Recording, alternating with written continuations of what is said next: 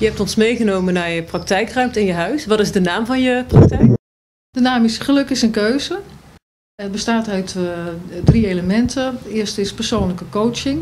Het tweede is therapie, energetische therapie. En het derde stuk is cursussen en workshops. Wij kennen elkaar van de opleiding tot polyenergetisch therapeut die we samen in Antwerpen hebben gevolgd. Wat heb je nog meer voor opleidingen gedaan en nog meer in je leven gedaan om te komen daar waar je nu bent? Ja, ik ben begonnen met een rechtenopleiding. Toen heb ik arbeidsmarktpolitiek en personeelsbeleid gestudeerd en ben ik in een personeelsadviesfunctie terechtgekomen, hier in het zuiden. En toen ben ik ook met opleiding in aanraking gekomen. En heb ik ontdekt dat ik het ontzettend leuk vind om mensen te inspireren en mensen dingen te leren. Dus toen ben ik met opleidingskunde aan de slag gegaan en me daarin verdiept. En toen ben ik trainer-adviseur geworden en heb in het hele land bedrijven ondersteund om veranderingsprocessen goed in te zetten en te implementeren. Waarbij steeds de mens centraal stond. Dus daar kwam die personeelsopleiding ook heel goed van pas. En veranderkunde is toen mijn speerpunt geworden. Ik heb ook fusies begeleid bij bedrijven.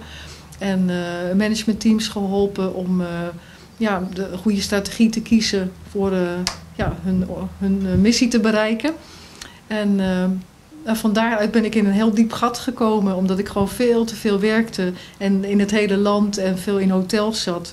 Dus toen liep ik tegen een burn-out aan. En dat was een hoogtepunt voor mij. Ja, het klinkt een beetje gek, maar voor mij was het een hoogtepunt. Omdat ik op dat moment heb ontdekt waar mijn hart echt van ging zingen. En ik heb alles geschrapt wat mij niet meer langer hielp.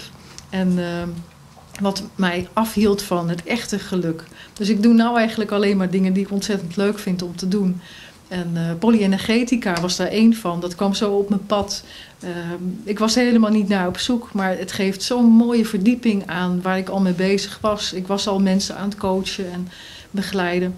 Dus ik ben daarin verder gegaan. En polyenergetica, poly is veel, energetisch is heel breed gebied. Dus ik kan in wezen elke cliënt die komt, kan ik op maat bedienen. Precies wat nodig is, kan ik zo inzetten. En dat varieert van reïncarnatie, hypnotherapie, we werken met chakra's, NLP. Het is een heel scala. En ik heb het ook nog uitgebreid met Chinese geneeskunde. En ik probeer nog steeds dingen bij te leren. Iedere keer als er iets nieuws is om te kijken of ik dat in mijn toolbox erbij kan pakken. Ik voel dat als een verrijking. Want dan kan ik op het moment zelf daaruit kiezen wat nodig is. Ik behandel niemand. Ik vind het belangrijk dat mensen zichzelf helpen. Ik geloof heilig in het zelfhelend vermogen. En probeer dat dus ook bij een cliënt aan te wakkeren om dat te gaan gebruiken. Dan heb je het over het gebruik van het onbewuste. Daar begeleid ik de cliënt dan in. Dus hij behoudt ten alle tijde de regie. En hij doet het helemaal zelf. Ik ben meer een reisleider of facilitator.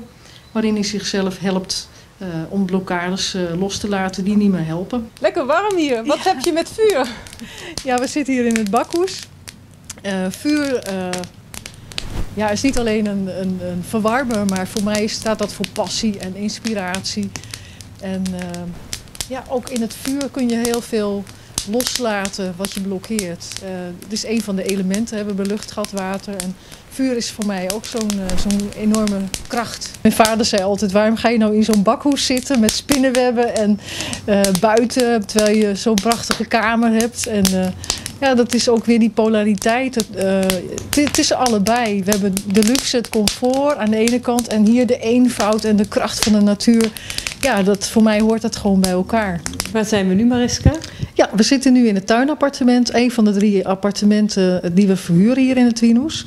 En dit is het mooiste, omdat je hier een mooie uitloop naar de tuin hebt. En veel licht. En hier komen mensen die tijdelijk verblijf zoeken tot een jaar. Vanwege detachering, vanwege een nieuw huis dat ze gekocht hebben. Dat ze tijdelijk iets anders moeten hebben. Of mensen die gescheiden zijn. En voor ons een hele mooie manier om mensen te leren kennen. En iedereen die je ontmoet is toch weer een spiegel van je eigen innerlijk waar je weer van kunt leren. Het is een prachtige plek hier, de binnenplaats van de kasteelhoeve. Wat betekent deze plaats voor jou?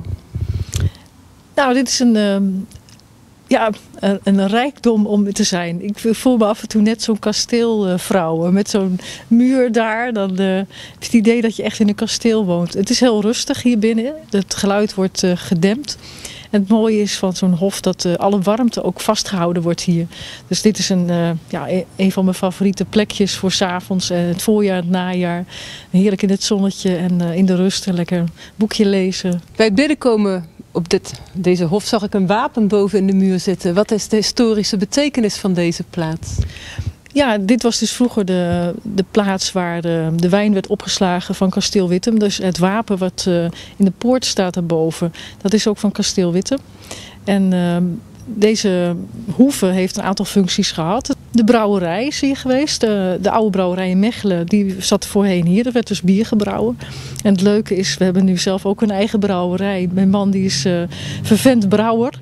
Dus zelfs het naambordje daar, brouwerij, het geeft weer een historisch tintje aan het wienhoes. Bij de introductie heb je ook verteld over geluk is een keuze. Een training die je geeft. Sluit dat aan op het boek wat je hebt geschreven? Ja, precies. Ik gebruik natuurlijk al die elementen in het boek. Gebruik ik ook in de cursus. Dus in wezen kan het als een soort naslagwerk worden gebruikt. En ik hoop dat het bij iedereen heel lang in de kast staat en gebruikt wordt. Want ja, voor mijn gevoel is het een boek voor je leven. Ik kan er natuurlijk ontzettend veel over vertellen. Mensen die dat willen moeten ook vooral naar mijn cursussen komen en mijn boek lezen.